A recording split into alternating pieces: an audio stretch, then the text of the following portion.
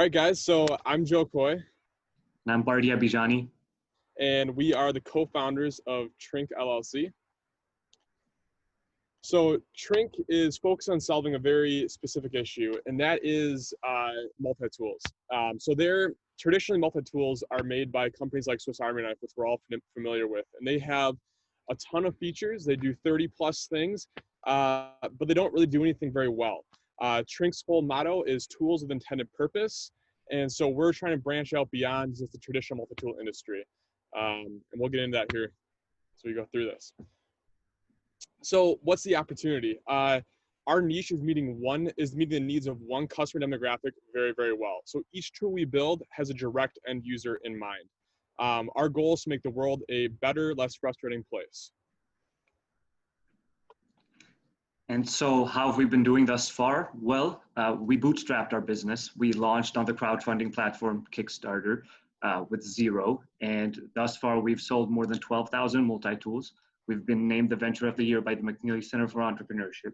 We've been featured in the Pioneer Press, and the business section is read by more than 300,000 people. And so that was cool. We've been asked to present at this wonderful conference twice now. And I mean, we're so happy to be here. And we're currently in the Minnesota Cup semifinal. So we'll see where that goes. So this is a little overview of our products that we currently have. These are our 3 products in our family that's ever growing. And so to kind of go through our tools really quick here. So our very first tools on the left there, this is the pickaxe. This is actually generation 2. So this is our newest, it's an update to the original, but the original pickaxe launched back in 2018, March 2018 on Kickstarter. And this is the most advanced tool ever made for beer and spirits enthusiasts. So it offers 10 plus functions specifically for people who enjoy beer and spirits. A natural start for college entrepreneurs, right? In the middle, we have our second tool in our family of tools called the Skipper. The Skipper is the first ever multi-tool designed for boaters. It's designed to tackle your day in the water from start to finish. So it offers 7 functions for recreational boaters, a really fitting tool for Minnesota. And all the way on the right is our newest tool, and it's our response to the COVID pandemic. A natural tool for us to launch. It's a multi-tool called the Safe Look to avoid touching high contact surfaces in our new low contact society. And so how do we go about launching a product? Well, as I mentioned, we launched on Kickstarter, and that's something we intend to do for coming products. Why do we do that? First of all, it provides a bunch of publicity, which is really good moving forward. And the second thing is it keeps you financially green throughout the launch of a product, because it allows you to get pre-orders, and you'll only go through with the launch of a product once you know that you have enough money to do so. And so as soon as our Kickstarter campaign is over, we make it available on our website, but that's not really the space we're trying to get into. B2C isn't really our priority. We want to get into B2B, and we want to do customized and private label products for large retailers, wholesalers, etc. And 2 of the examples you can see here on the screen. One is a customized or private labeled safe hook that we did for Woodchuck Medical, which is a startup in Minneapolis. And the one on the left is a St. Patrick's Day version of the pickaxe that we made for Oh Brother Spirits, which is a liquor chain in central Minnesota. And so how have we been doing financially? Well, doing this part-time, we've raised about $40,000 in revenue, and we're in 11 retailers across Minnesota, all the way up to Grand Marais and across all of central Minnesota. And with a net profit margin of 29%, we still have $16,000 left in inventory that we haven't sold. And so I think this goes to show the true scalability of our business. And considering that we haven't been doing it for a very long time, we can see this going very, very far. And so this is a small list of our most notable partners. Woodchuck Medical is probably the big one. And I think most of you know about LiftBridge as well. Worth noting is that another partner, obviously, we're into manufacturing. And so manufacturing is very important to us. We have both manufacturers in China and the US. And so it's good to know that we have some flexibility on that front should something go wrong. So a little preview of what's next for Triink. Like I said before, we have an ever-growing family of products. Our next product is the first of its kind product. It is a universal toothpaste tube adapter. So every year, 1 billion toothpaste tubes end up in landfills. With the one-time purchase of the Paste Pal, environmentally conscious traveling will never be easier. So the Paste Pal is designed to help you see the world and love it too, so you can avoid ever purchasing another travel-sized toothpaste tube. So that launches, we're going to be launching that here on Kickstarter early fall. So really excited about that tool. And that's essentially all we have for you guys for now. And we'll take questions. We have some questions of our own that we'd love to get through, but we want to hear from you guys first. So yeah, thank you. Great presentation. That's fascinating. I'm already thinking about all sorts of places that these tools could be hanging on the rack, you know? Mm-hmm. Yeah, we'd love to get your feedback on that. That's actually one of our questions. So. Yeah. Well, right to the top of my head was Cabela's, of course. Fish shops, Shields. Have you talked to the folks at Shields? No, we have not. They have been very kind about new businesses that have, you know, ideas that they want to, you know, kind of try out. So they might be a good place to start. Yeah, that's a great point. They, what we're really looking for is those middle size. We can do the small retailers very, very well. We can walk into a shop. We almost always get the sale. It's very rare we walk in and they just say, you know, we're not interested in your product. Sure. Our pricing's very good, and we just generally do very well in that sense. What we're working towards right now is exactly what you're saying right now, and so it's a great point. We'll definitely look into Shields. We're looking for those middle line, small regional stores that are open to local procurement of products. So yeah, and I think that's the kind of store where, you know, you have a local story. You have a great story in terms of how you've developed it. You're, you know, coming up from being in college right here in the state. I think that would be a real appeal to them, is kind of telling them that story and, you know, hey, can you kind of, gosh, shucks, can you give us a shot, you know? Yeah, absolutely. Thank you. So any questions, comments, or suggestions for this dynamic young team?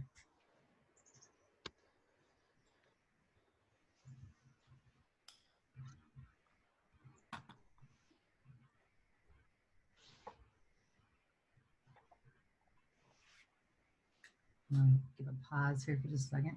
Could you talk a little bit about when you go into a store? You said you've gone into some smaller shops. When you go into those small shops, kind of what sort of approach are you using? Are you just bringing in a bunch of products, showing it to them, and asking them to put it on the shelf? Exactly that. That's been our approach as we've been, you know, in our first year or so here. We launched the pickaxe. Our approach was we just walk into liquor stores and say, hey, here's our products. We sell them. This is our case size. This is how we sell them. Here's your markup on them. And we offer what we call a sample pack. So they don't have to commit to a big $400 order. They can commit to just a $75 order to try them out. They sell. If they don't. No hard feelings. And that's been working for us so far in that realm. And then we really are targeting the larger orders for us. What really makes us our bread and butter money is the custom stuff. So being able to get people signed up for 300 or 400 custom tools with their name on it, their branding on it. We do them for weddings. We do them for all kinds of different events, and also retailers. It's been very, very successful for us as well. So. Yeah. So the way we go about reaching out to the large retailers usually is that we send them samples, and we have them take a look at those, and if we can get, you know, in contact with someone that actually works there and has as a higher up, that makes life a whole lot easier. But otherwise, it's all about sending them what we've got and hoping that they'll like it. Awesome. Well, I've got a good contact for you, a person that owns a pretty good sized promotional products company. I will send that on to you. Yeah. Would love to. Ryan, go ahead. So one of the challenges I've seen with multi-tools is, personally, I'll frequently come across them and I'll only understand how to use one or two elements of the tool. Even if they're labeled, and you had your elements very well labeled, I still wouldn't know what half of those elements are for. Yeah. And at that point, then you make the decision, well, is this entire multi-tool worth the two elements that I'm going to use. So curious on anything that you guys are doing to help educate people on how to successfully use your multi-tools to the fullest extent. Yeah, it's a great question, Ryan, and it's something we struggle with every day. It's in fact, I just took a class this past fall at St. John's, basically discussing design and thought in how we can have design tell its own story, right? So how does a product speak for itself when it's not in packaging? And it's something we struggle with every day. And so one thing we really like to do is we like to bring where every company wants to end up is on their website, right? When they get on your website, you control their whole entire world, right? You've got them from top to bottom in your world. And so we always want to get people on our website. And so each of our products has on the back of it, it tells the number of functions and it tells our website name. So they go, how in the world does this do 10 plus things? Well, I'll go to the website and check it out. So we get a lot of traffic on our website. And on our website, we've got GIFs of how each function, how it works. We also have videos. We have comparisons to other tools. So we pay a hefty premium to have really good content. And it really, really pays off for us in that respect. But on a store shelf, you're exactly right. What is a fun stop remover? Well, that's something we struggle with to get the sale, definitely. It is worth noting, and I mean, I love that you asked that question, because that's essentially what our entire business is about, making sure that every function on every tool is for the intended user, for the direct end user. And so a lot of the things that usually the fact of the matter is that if you have a Swiss Army knife, you may be using two of those functions. Our intention is to make sure that whomever we're targeting, whether that be a beer/spirit drinker or a boater or someone that's trying to stay safe during a pandemic, that they'll have a reason to use every single function on that tool. And so we're very, very careful about what we place on our tools to begin with. And after that, it's exactly what Joe said. It's about creating the narrative and making sure that that point gets across. So thank you for that. Could you punch a QR code on the tool itself so that a person could scan it with their phone? Yeah, it's an interesting point. We actually that was one thing that we've actually thought about doing, putting it on our packaging so people can just do a quick research on their own. But we were curious how many people actually use QR codes. We did some research into that and said, is that worth the real estate? And it came back kind of mixed. And we may end up doing that at some point. We put out some polls. We did a little bit of investigation in the community and said, hey, who knows that? Who uses QR codes? We put them on there. And for us, we surveyed that even. We surveyed that, and we got to the conclusion that out of the people that in our target market, about 40% of them use QR code and 60%. And Yep. so it is one of those things where we're like, it would be cool to have it on there if people used it. And so we'll see how that develops, but it's definitely something worth taking into account. Absolutely. You could punch there's simplified QR codes, there's the ones that are super detailed. Perhaps a simplified one could fit in a corner somewhere on the tool. Nathan has a question for you.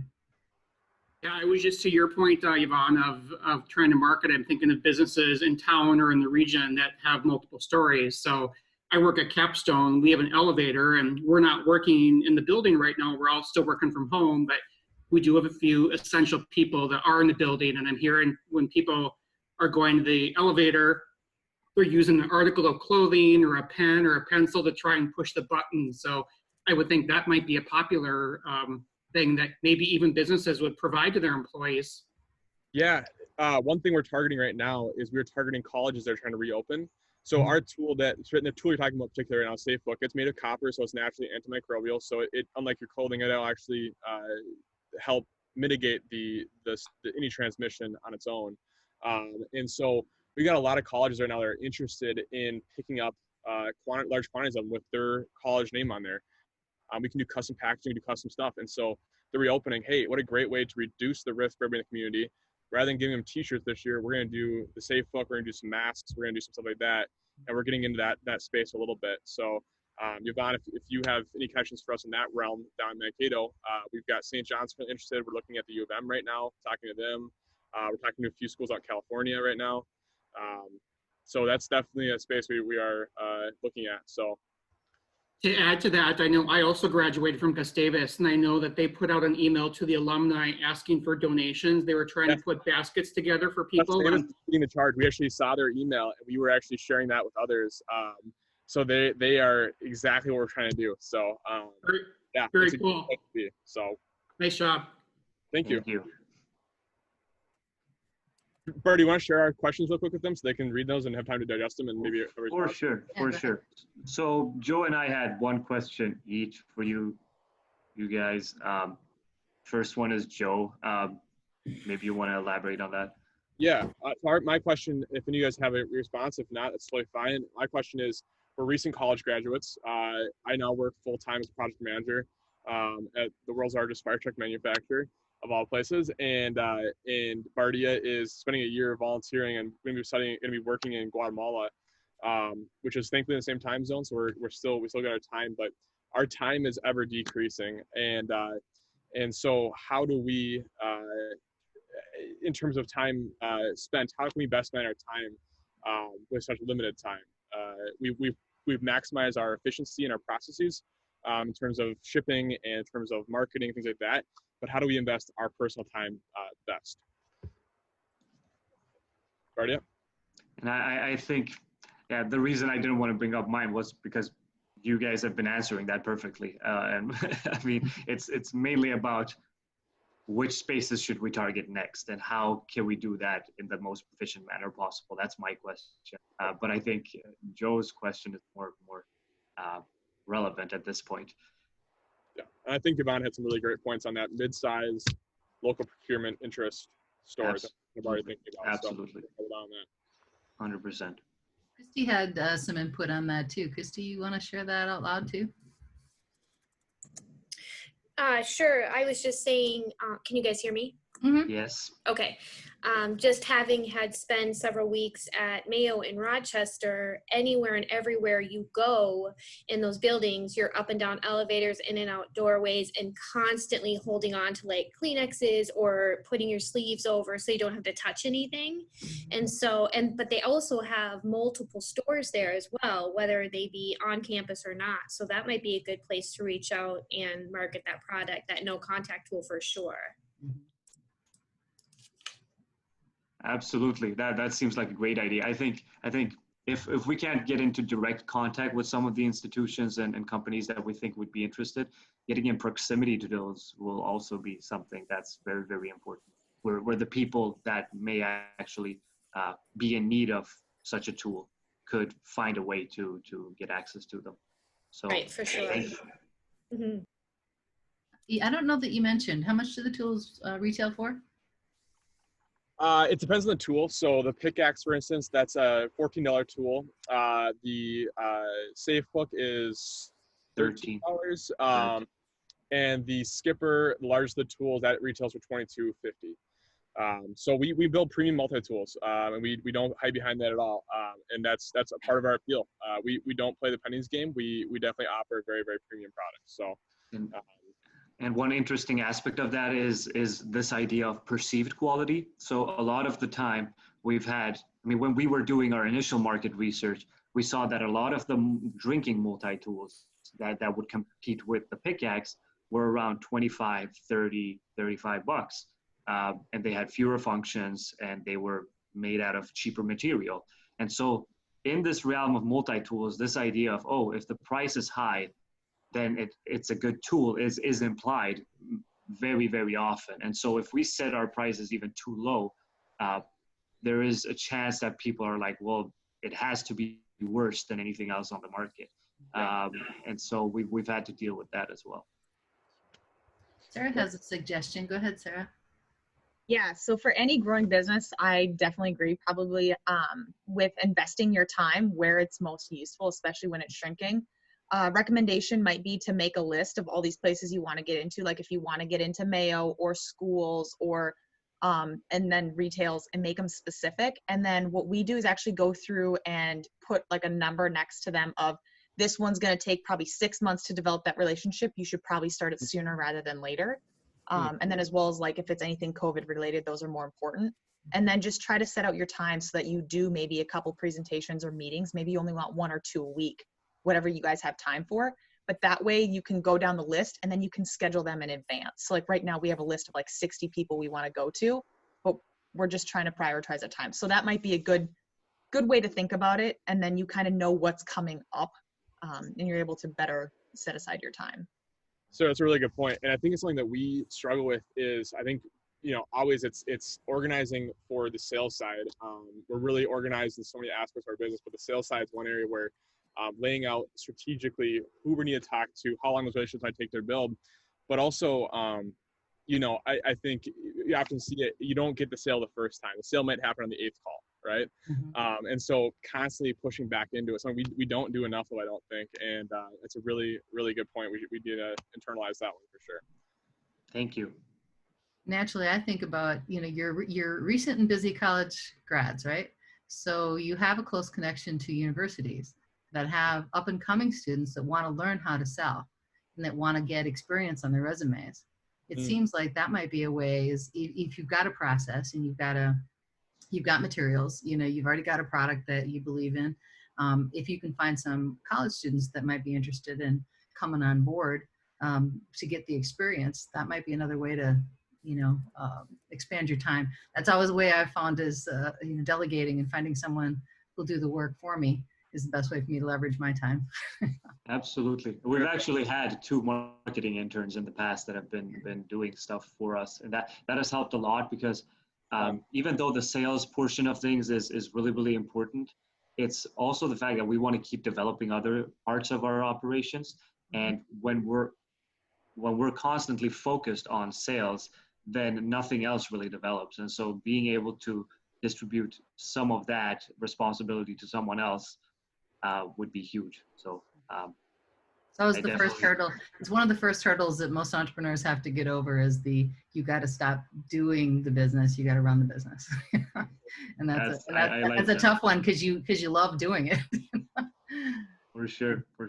Let's see. Brittany had a great point. Brittany, why don't you go ahead? So I know that we've talked a lot about like physical retailers, but what about online retailers? Like I know Mancrates, I've personally ordered from them, and I just know that your guys' products would fit into a lot of their, like, I don't know if anybody knows what that is, but a lot of their stuff would work really well with what you guys are offering. That's a really good point. And those are more things. It's a time thing. And we've had opportunities to do things like that in the past, and we will be pursuing more of those. With exactly that type of stuff there, we've got people reaching out to us saying, hey, this would work well in our crate, our fall crate or whatever. And they do these boxes they ship to people's doors. And it's something that we, again, it's as the time comes, we'll push into that, but that's such a great point too. So, yep.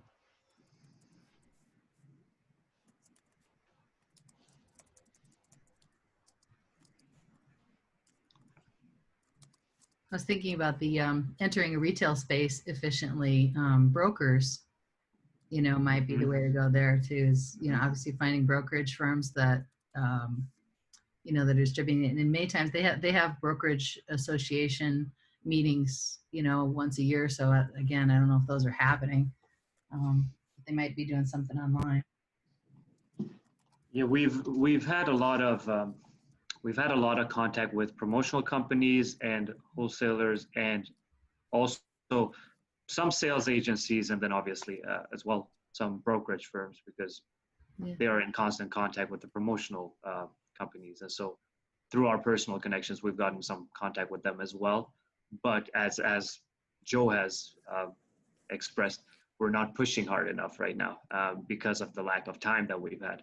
And so we just have to get on it, I believe. But these are all huge suggestions, and we'll definitely follow up on every last one of them. Well, that lack of time thing, is really tough. Ryan had a point about Mayo, even with a link to their onboarding process for bringing in new suppliers. Yeah, so I was just dropping that in. So, it's my understanding Mayo uses a third party to, essentially do their purchasing. And you need to be registered in their system. They, are pretty strict with, how you can sell to them. So I was wondering if, that's really designed for someone who has a huge manufacturing location and wants to sell them blankets for their beds. And it's not designed for a startup. So I was wondering if anyone here had recommendations on how a startup could, get into a company like Mayo. They have a thing called the Assistive Tech Challenge in Rochester every year. And it seems like either one of your tools already would be of help, or perhaps you could design something that would meet that challenge, and you get a lot of attention. You get a lot of publicity from that. And there's the Rochester DMC, the Economic Development Authority, that's kind of rebuilding the whole downtown, runs that Assistive Tech Challenge, and with a lot of Mayo employees involved. And Mayo is a major sponsor of it. Yeah, all of these opportunities we'll look into, and obviously it's that has also been a difficulty, is when you're looking at large retailers, it's usually a matter of having some sort of personal connection or someone in your network. Or having a connection in. So that's kind of the way into the big guys. So yeah, luckily we have a lot of them, but it is a tough ordeal for sure, because you don't have credibility unless someone from that company is the one introducing you, which is interesting. Gotta get some tools in their hands and have them fall in love with it. That's probably the approach, exactly. Well, cool. So if anyone has any other suggestions or questions, you can go ahead and speak up now, or if you think of something later for either one of our two presenters today, you can contact any one of our organizers, and we have the contact information for these gentlemen, and can get you connected so that you can follow up later. I know sometimes I watch the presentations and then a day later I think, oh yeah, there's here's an idea. So thank you very much for your great presentations. We have our final question for the second presenter. Hey Sarah, as our newest organizer, would you ask our famous 1 million cups question?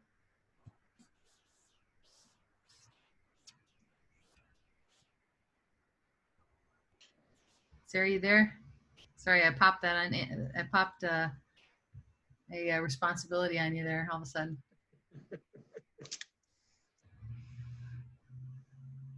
She's probably not ready. Mike. Looks like Sarah might have had someone walk into her office. Oh, that's it. Yes, that's right. She's down at the office. Mike, would you go ahead and ask the question? Sure. As a 1 million cup community, what is it that we can do to help you build your business? you guys have answered the questions we've asked of this community perfectly, and I think now it's staying connected and it's keeping that connection going. And so, like Yvonne said earlier, as things come up in your day-to-day lives and you find a spot where we might fit in well, please do reach out and just help us grow in that way. That's the most we can ask for. So. And there's our email address in case you would like to get in touch with us. Awesome. But yeah, we'd love to keep in contact and see what you guys could suggest to make our business better, because we want it to be better.